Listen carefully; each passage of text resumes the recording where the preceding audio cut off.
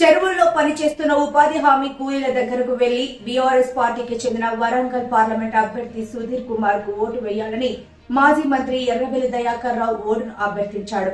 పాలకుర్తి నియోజకవర్గం తొర్రూరు మండలంలోని సోమారం, గుర్తూరు, కంటాయపాలెం, మడిపల్లి గ్రామాలలో చెరువుల వద్దకు వెళ్లి చెరువుల్లో పనిచేస్తున్న గ్రామీణ ఉపాధి హామీ కూలీలతో పాటు పనిచేస్తూ గత బీఆర్ఎస్ ప్రభుత్వ హయాంలో జరిగిన అభివృద్ధిని ప్రజలకు వివరించారు. కాంగ్రెస్ బీజేపీ ప్రభుత్వాల వైఫల్యాలను కూలీలకు తెలియజేశాడు. ఎండిన చెరువులను చూపిస్తూ గ్రామాల్లో చెరువులు ఇలా నీరు లేకుండా ఎండిపోవడానికి కారణం మాటలతో మోసం చేసే కాంగ్రెస్ ప్రభుత్వమని ప్రజలకు వివరించాడు. బీఆర్ఎస్ ప్రభుత్వంలో చెరువులు ఇలా ఉన్నాయి అని గుర్తు చేస్తూ వరంగల్ పార్లమెంటు బీఆర్ఎస్ అభ్యర్థి డాక్టర్ మారేపల్లి సుధీర్ కుమార్ కారు గుర్తుకు ఓటు వేసి భారీ మెజార్టీతో గెలిపించాలని కూలీలను మాజీ మంత్రి ఎర్రబెల్లి కోరారు.